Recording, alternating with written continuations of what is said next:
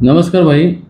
अ, आपण आज चिपळूणमध्ये फार वर्षापूर्वीपासून आज काम करताय. मुळातच तुमचा जन्मच इथला आणि या तुमच्या पूर्ण ज्या जीवनमानामध्ये आपण पाहत आहे, की ऋतुकाल आणि जो पर्यावरणाचा भाग आहे, याच्यामध्ये वातावरणाचा जो एक भाग असतो, त्यामध्ये आपल्याला आजच्या घडीला खालीवर चढ-उतार वाटतायत आणि आपण बरेच वर्ष आज पर्यावरणामध्ये काम करतात. आपणाला या वाढत्या उष्म्यामुळे आज आज देखील 43 डिग्री सेल्सिअस आहे. या वाढत्या उष्म्यामध्ये आपल्याला काय वाटतंय वाढत्या उष्म्यामुळे? आत्ता जी परिस्थिती आहे ती फार बिकट परिस्थिती आहे. आता एक विषय लक्षात घेतला पाहिजे आपण. ही जी पंख्याची जी हवा आहे, ती पंख्याची हवा उपयोगायची नाही, ती गरमी तात्पुरती बाजूला करते. झाडाची जी हवा आहे ते झाड हवाही देते आणि ऑक्सिजनही देते. त्याच्यामुळे आपल्याला ऑक्सिजनही मिळते आणि गारवाही आहे. आणि म्हणून आम्ही सांगतोय अनेक वर्ष की वृक्ष लागवड जबरदस्त झाली पाहिजे, जबरदस्त झाली पाहिजे. तर आपल्या घराच्या आजूबाजूला मोठी झाडं काय फार मोठी लावू शकत नाही. म्हणजे वडाचं पिंपळाचं झाड हे घराच्या बाजूला नसतं, ते आपण वेगळ्या ठिकाणी लावतो. स्मशानभूमी असेल, कब्रस्तान असेल, डोंगरावर असेल, शासनाच्या जागेवर. पण परत बागेमध्ये झाडं पाहिजेत ऑक्सिजन देणारी. त्याच्यामुळे मग घरातल्या माणसाला थोडाफार गारवा मिळू शकतो. आता ते राहिलेलं नाही. हे जबरदस्त तोड झाल्यामुळं वृक्ष लागवड त्या प्रमाणात व्हायला पाहिजे होती, त्या पद्धतीने झाली नाही. आम्ही अनेक वर्ष प्रयत्न करतोय, पण हे वनवा किंवा हे तोड वगैरे ज्या काही अनेक गोष्टी आहेत त्याच्यामुळे फार बिकट परिस्थिती आहे. आता प्रश्न आला गरमीचा. आता एसीचा प्रश्न आला. आता हॉलमध्ये एसी, बेडरूममध्ये एसी, किचनमध्ये एसी, बाथरूममध्ये एसी, गाडीमध्ये एसी. प्रश्न आहे, ज्यांच्याकडे पैसे आहेत ते 10 एसी लावतील, पण ते कुठपर्यंत लावतील? जर समजा वृक्ष लागवड झाली नाही आणि पाऊस लागला नाही तर लोड शेडिंग होईल. आणि लोड शेडिंग झाला तर त्या एसी सुद्धा काय उपयोग होणार नाही. आणि एसी मध्ये बसणाऱ्या लोकांना सुद्धा आणि न बसणाऱ्या लोकांना सुद्धा पाणी पाणी करून तरफडून मारावं लागेल. हे भविष्यातला धोका आहे. आता आपल्याला विश्वाचे आभार मानायला लागतील की आपल्या पूर्वजांनी हे कोयनाचं धरण बांधलं आणि त्या कोयनाच्या धरणातनं ते वाशिष्ठीला पाणी येते. आणि त्या वाशिष्ठीच्या आजूबाजूच्या लगतचे गाव आहेत, शहर आहे किंवा त्याच्या जवळपासचे गाव आहेत, त्या धरणामुळं आणि त्या वाशिष्ठी नदीमुळं विहिरीला बोरिंगला थोडंफार पाणी आहे आणि त्या पाण्यामुळं थोडंफार गारवा आहे. आता तुम्ही ते तापमानाचं जे तुम्ही सांगितलं ते तापमान तेवढं असलं तरी झाडं जर घराजवळ असतील तर ते त्याचा थोडासा फायदा होऊ शकतो आणि जबरदस्त लागवड झाली पाहिजे. आता हे झालं माणसाचं. प्राण्यांची तर एवढी बिकट परिस्थिती आहे. आता जंगलामध्ये पाण्याचा थेंब नाही, तर वाघ जंगलात यायला लागले, त्यांना पाणी नाही. आणि ते जंगलात आले तर काय होत आहे, काही ठिकाणी जंगल आहेत, डोंगर आहेत, त्या डोंगरातनं वाघ खाली येताना मध्ये रस्ते गेलेले आहेत. समजा हायवे असेल, आणखीन कुठले रस्ते येतील, तर रस्ता क्रॉस करून जर त्यांना पाणी प्यायला जायचं असेल, कुठं जर त्यांना माहिती असेल त्या वासावर तिथं पाणी जर वाघाला प्यायला जायचं असेल तर अपघात होत आहे.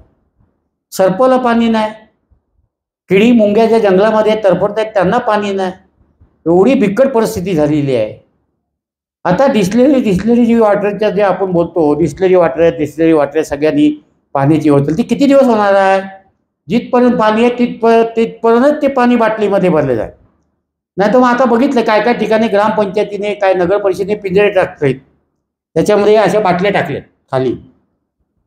त्या खाली बाटलीवर लोक घसरतील आणि खाली बाटलीवर लोक घसरून त्याच्यामध्ये बाटल्या पोहतील आणि पाण्याचा थेंब जर असेल असा कुठं तर तो ह्यानी हे ताण भागणार नाही. आणि म्हणून मी सांगितलं पाणी पाणी करूनच मारावं लागेल. तर हे अजूनही वेळ गेलेली नाही. परदेशामध्ये समुद्र आहे, तर समुद्राचं पाणी गोरं करून पियायचं असेल तर ते भयंकर महाग पडते. तिथे पेट्रोल स्वस्त आहे, पाणी महाग आहे. आपल्या इकडं उलटी परिस्थिती आहे, पेट्रोल महाग आहे, पाणी स्वस्त आहे. मग ते पाणी स्वस्त राहिलं पाहिजे, त्याच्यासाठी सगळ्यांनी ते काम केलं पाहिजे. आता आम्ही 4 दिवसापूर्वी मी आवाहन केलं आहे की आता ग्रामीण भागामध्ये टीका टिप्पणीचा हा विषय नाही आहे, ग्रामीण भागामध्ये पाणी पुरवठा करणाऱ्यांमध्ये शासनाने हात टेकलेले आहेत.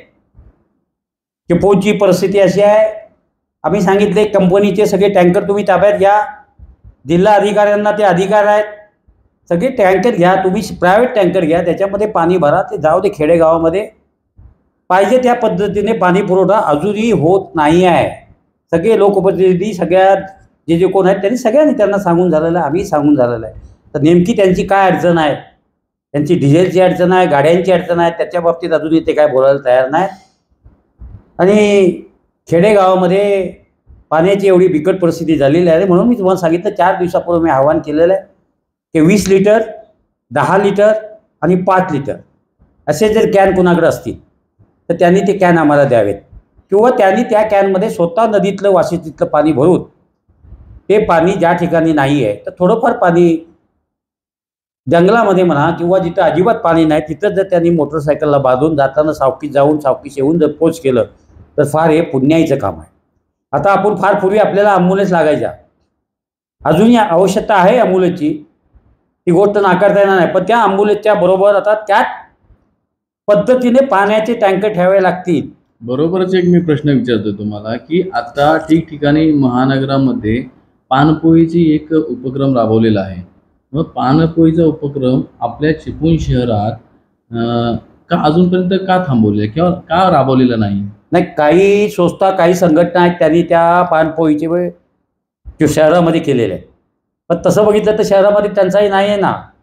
वाशिष्ठी नदीचं पाणी आहे, डिस्लरी बाटल्या आहेत किंवा विहिरी आहेत. शहरामध्ये तशी पाण्याची टंचाई नाही. शहराच्या आजूबाजूचे जे गाव आहे त्याच्यामध्ये तेवढी नाही आहे. पण ग्रामीण भागामध्ये इथून 20 किलोमीटरवर आता खेडेगावामध्ये पाण्याची टंचाई आहे. पण जास्त टंचाई आहे हे डोंगरामध्ये ज्या धनगरवाड्या आहेत, ज्या धनगर समाजाचे लोक राहतात तिथे टँकर जात नाही.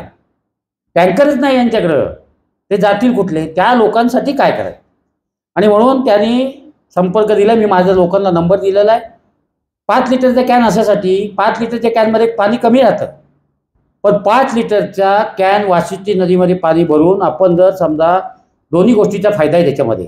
ते संध्याकाळी 6 वाजता जर तो कॅन घेतला आणि आपण डोंगराच्या पायथ्याला गेलो, आता हे आमचं रेल्वे स्टेशन चिपळूणचं आहे, तिथून वालोप आहे, त्या वालोप्याची पालखी त्या बाजूने डोंगराकडून निर्बाळेकडे जाते, म्हणजे खेड तालुका लागला. निर्बाळ्याच्या पलीकडे आंबडस आहे, आंबडसला ती पालखी जाते, तो जो रस्ता आहे त्या रस्त्यातनं आम्ही 5-5 लिटरचे 5-6 जण लोक कॅन भरून आम्ही जात होतो 8 दिवसापूर्वी. आणि कॅन भरून जात असताना आम्ही काय केलं, तिथं ते कॅनमधलं पाणी ओतून कुठं ठेवायचं? तर हे प्राणी जे आहे ते कॅनमधलं पाणी काढून पिऊ शकत नाही. मग आम्ही छोटे छोटे खड्डे काढले, छोटे छोटे, त्याच्यामध्ये ते प्लास्टिक टाकायचं आणि त्याच्यात प्लास्टिकपासून ते पाणी ओतायचं, म्हणजे ते मातीमध्ये पाणी जिरत नाही, ते प्लास्टिकमध्ये पाणी राहतं. आणि जेव्हा हे आम्ही टाकत होतो संध्याकाळी 5-5:30-6च्या दरम्यान, तेव्हा एक भेकर आलं तिकडून. त्याच्यानंतर आम्ही ते आम्हाला बघितल्यानंतर ते पुढं आलं नाही. थोड्या वेळाने योगायोग असा झाला की आम्हाला वाघ डिरगण्याचा आवाज आला. त्याच्यामुळे आम्ही ते कॅन तिथंच टाकून पाहिलं. म्हणजे आता वाघाला शहरामध्ये येऊन पळण्याची परिस्थिती निर्माण झाली, पण आम्हालाही जंगलात जाऊन आता पळण्याची परिस्थिती निर्माण झाली. मग ते आम्ही पाणी त्या ठिकाणी कसं तरी ओतलं आणि मग दुसऱ्या दिवशी आम्ही 10-12 जण गेलो, अनेक खड्डे काढले त्या ठिकाणी वालोच्या पलीकडच्या डोंगरात, म्हणजे जो आंबोडच्या बाजूला जातो वरती सपाटी आहे तिकडं. एक 10-20 लोक, 25 सामाजिक कार्यकर्ते काय आले, काही तरुण मुलं आहेत, काही महाविद्यालयातली मुलं आहेत, ती येतात आमच्याबरोबर. आणि ते खड्डे काढून आम्ही 5-5 लिटरचे कॅन नेऊन आम्ही त्या ठिकाणी ओतले. त्याच्यानंतर आम्ही दुसऱ्या दिवशी बघायला गेलो तर त्याच्यामध्ये एकही पाण्याचा थेंब नाही, उलट प्लास्टिक फाटलेलं होतं. म्हणजे प्राण्यांनी पाणी, वाघ असेल, भेकर असेल, काय असेल, हरण असेल, आणखीन काय काय जे असतील जंगलामध्ये, तर ते पाणी पिऊन पाणी कमी पडते म्हणून त्यांनी प्लास्टिक फाडलं. मग आम्ही ते प्लास्टिक आणि ते तशा पद्धतीचं काम केलेलं आहे.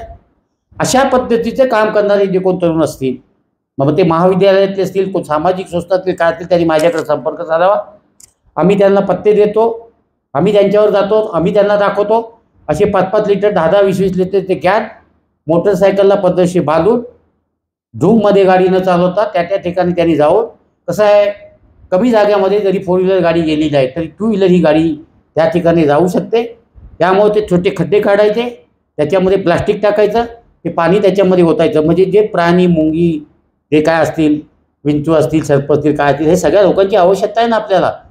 आता जे पक्षी, जे उडणारे पक्षी आहेत ते फाडतात ते जंगलातनं उडून, नदीवर कुठं पाणी असेल तिथे जाऊन पिऊ शकतात. सर्प नाही जाऊ शकत ना. सर्प शहरामध्ये आला लोकांना तर सर्प मित्र असले तर ठीक आहे, ते धरून परत जंगलात सोडतील.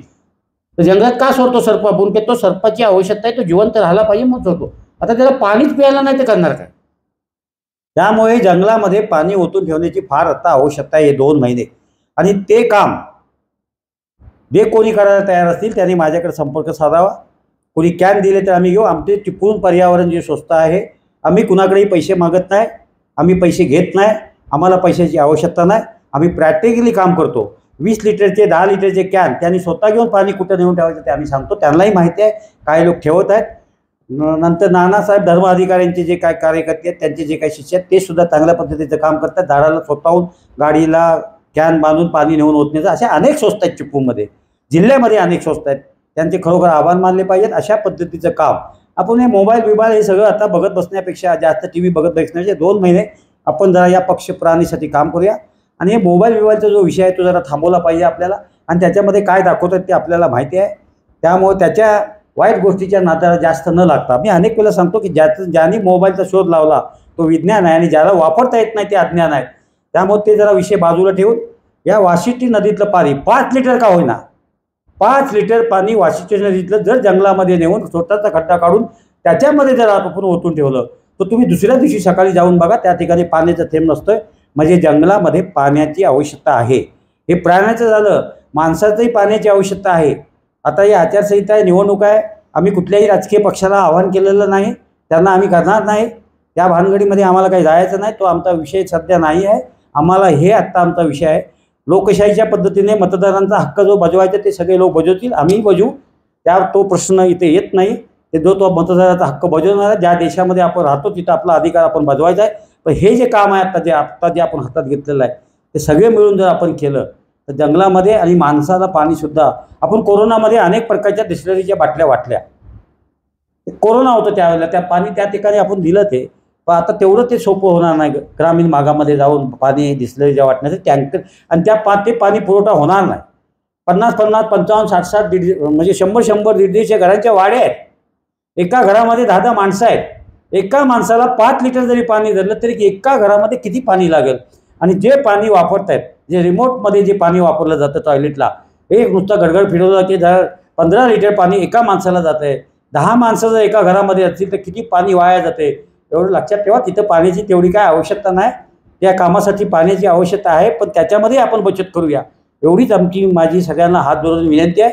आणि जास्तीत जास्त ग्रामीण भागामध्ये, धनगरवाड्यामध्ये कुणाची गाडी असेल, कुणाची पिकअप असेल, कुणाची 4 व्हीलर असेल, सहकार्य करा.